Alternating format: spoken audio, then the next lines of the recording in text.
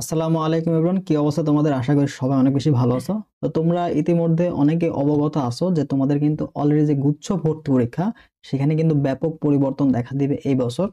তো এই বছরে এসে তোমরা যারা সেকেন্ড টাইমার আসো, তো তোমাদের যাদের অনেকের স্বপ্ন ছিল যে গুচ্ছ অধিভুক্ত যে টপ বিশ্ববিদ্যালয়, তার মধ্যে সাস্ট এবং জগন্নাথ বিশ্ববিদ্যালয়, এই দুইটাতে যাদের আসলে স্বপ্ন ছিল, তাদের মোটামুটি স্বপ্ন ভেঙে যাওয়ার উপক্রম। কেননা জগন্নাথ ইউনিভার্সিটি বলে দিছে আলাদাভাবে পরীক্ষা নিবে, এবং এরা তোমার পরীক্ষা নিবে কি MCQ plus written, MCQ plus written এইভাবে পরীক্ষা নেবে দুইটা পার্টে। কিন্তু এখানে সেকেন্ড টাইম অ্যালাউ হবে কি না এটা কিন্তু এখনো সন্দেহাতীত। অর্থাৎ যারা ভর্তি কমিটিতে আছে তারা অনেক শিক্ষকরা কিন্তু সেকেন্ড টাইম না রাখার দাবি উঠাইছে বা প্রস্তাব জানাইছে। ঠিক আছে, বিগত বছরগুলোতে যখন এটা আলাদাভাবে নিচ্ছিল তখন কিন্তু সেকেন্ড টাইম ছিল না, বাট প্রথম দিকে বলছিল সেকেন্ড টাইম এটা নিবে জগন্নাথ আলাদাভাবে নিলে। কিন্তু আবার আমরা শুনতেছি যে এটা কিন্তু সেকেন্ড টাইম না থাকার সম্ভাবনা রয়েছে।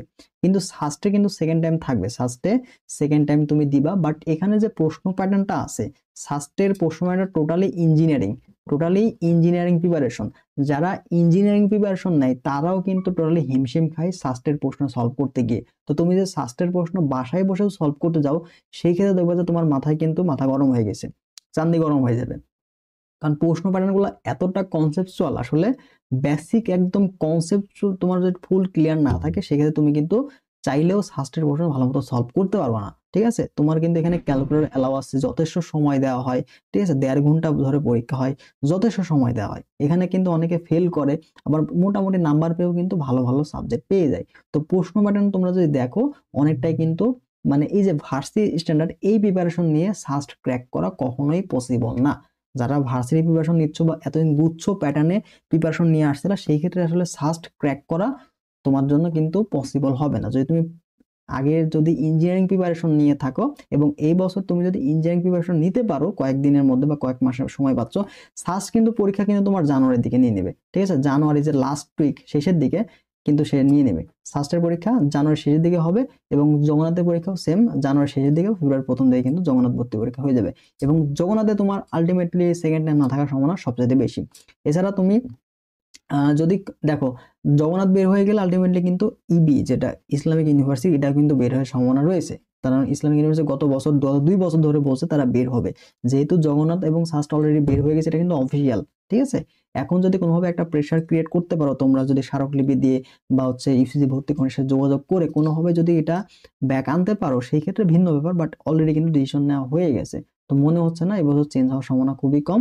কারণ মাঠে অনেকে নামতে দেখা যাচ্ছে না, সবাই শুধু ফেসবুকে গরম হয়ে তো লাভ নেই, মাঠে নামতে হবে, তাদের কাছে স্মারকলিপি পাঠাইতে হবে। তো তোমরা যদি একটা দল, যদি তার তোমাদের যে দাবিটা আছে এটা কিন্তু আসলে গুচ্ছ ভেঙে যাও, এটা কিন্তু অনেকের জন্য প্যারা। কারণ প্রত্যেকটা ইউনিভার্সিটির জন্য তুমি 1,000 টাকা করে তুমি যে আবেদন করবা, আবার বিভিন্ন জায়গাতে যা পরীক্ষা দিবা, এটা কিন্তু অনেকটা আর্থিক যেমন ভাবে তোমাকে প্যারা দিবে, তুমি যাতায়াতের জন্য তোমার কিন্তু একটা প্যারা তোমাকে বহন করতে হবে।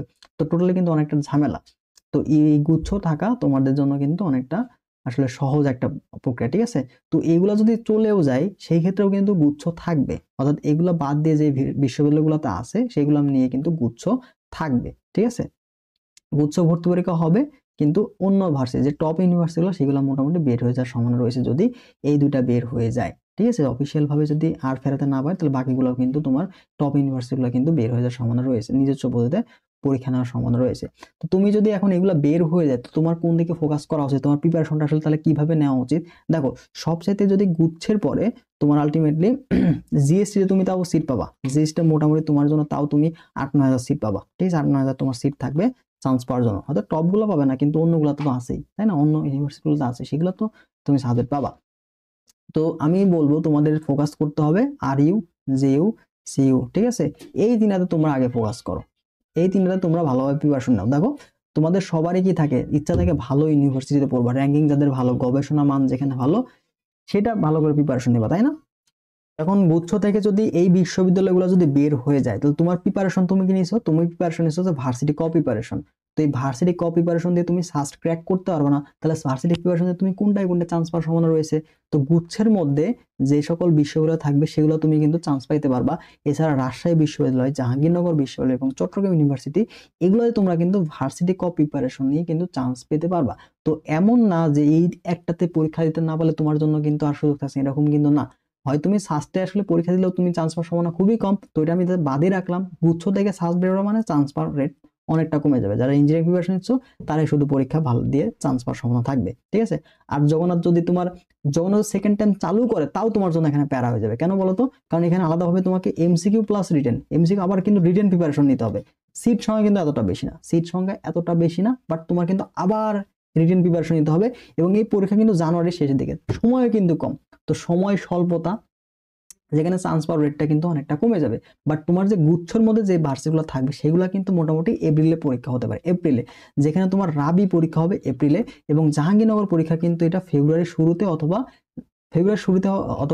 তোমার জানুয়ারির শেষের দিকে কিন্তু এই জগন্নাথ বিশ্ববিদ্যালয়ের পরীক্ষা হবে। এবং চট্টগ্রাম ইউনিভার্সিটির পরীক্ষাগুলো কিন্তু আগেই হয়ে যাবে, এপ্রিলের রোজার আগেই কিন্তু এই পরীক্ষাগুলো হয়ে যাবে। শুধুমাত্র রাজশাহী বিশ্ববিদ্যালয় এবং তোমার গুচ্ছ অধিভুক্ত যারা থাকবে তাদের পরীক্ষাগুলাই কিন্তু ঈদের পরে হবে। তো তুমি চাইলে তোমার প্রিপারেশন যদি গ্যাপ থেকে থাকে তো তুমি ভার্সিটি প্রিপারেশনটা নিয়ে তুমি কি করতে পারবে, রাবিতে, জাহাঙ্গীরনগর ইউনিভার্সিটি, এছাড়া চট্টগ্রাম ইউনিভার্সিটি তো থিওরি পার্টগুলো বেশি আসে, তো এগুলো ভালো মতো সলভ করে তুমি একটা সিট নিশ্চিত করতে পারবা, ঠিক আছে। একটা সিট কিন্তু নিশ্চিত করতে পারবা। তো এখানে প্যারা খাওয়ার কিন্তু লাভ নেই, এত হতাশ হয়ে লাভ নেই। তোমার হাতে যেগুলো আছে তুমি সেগুলোতে ফুল ইফোর্ট দিয়ে প্রিপারেশন নিতে থাকো, এবং প্রত্যেকটা topic type wise concept clear করে বেশি বেশি প্রশ্ন সলভ করার চেষ্টা করো। তোমার এই যে তোমার যেগুলোতে তুমি পরীক্ষা দিতে পারবা, যেগুলা গুচ্ছের মধ্যে আছে সেখানেও তুমি টপ সাবজেক্টগুলোর জন্য লড়াই করতে পারবা। আবার এদিকে রাবি জাবি চপি কিন্তু আছে র্যাঙ্কিং এ, 4টা স্বায়ত্তশাসিত ভার্সিটির মধ্যে 3টাতেই কিন্তু সেকেন্ড টাইম রয়েছে। তো এটা কিন্তু একটা হিউজ অপরচুনিটি, ঠিক আছে। তুমি রাবিতে কিন্তু টপ সাবজেক্টগুলোতে সেকেন্ড টাইমের অনেক চান্স পাচ্ছে। জগন্নাথ জাহাঙ্গীরনগর বিশ্ববিদ্যালয় কিন্তু তোমার সেকেন্ড টাইম থেকে অনেকে চান্স পায়। এছাড়াও তুমি দেখবা চট্টগ্রাম ইউনিভার্সিটিও কিন্তু 5 মার্ক কেটে হলেও মোটামুটি চান্স পাওয়ার সম্ভাবনা একটু কমে যায়, কারণ 5 মার্ক কিন্তু অনেক বড় ব্যাপার, ঠিক আছে। কিন্তু তুমি যদি ভালো মার্ক তুলতে পারো তাহলে তো অবশ্যই চান্স হবে। তো তুমি সেকেন্ড টাইম যদি তোমার ফুল ফোকাস থাকে তুমি টার্গেট করতে পারো, যাদের প্রিপারেশন একটু গ্যাপ আছে তারা চেষ্টা করবে আরইউ প্লাস জিএসটি এই দুইটা প্রিপারেশন নিতে, ঠিক আছে। আরইউ প্লাস জিএসটি এই দুইটা প্রিপারেশন নিতে। তো তোমরা সেকেন্ড টাইম যারা আসো, আমাদের কিন্তু already second time exam batch চলতেছে, চাইলে এটাতে এনরোল করতে পারো।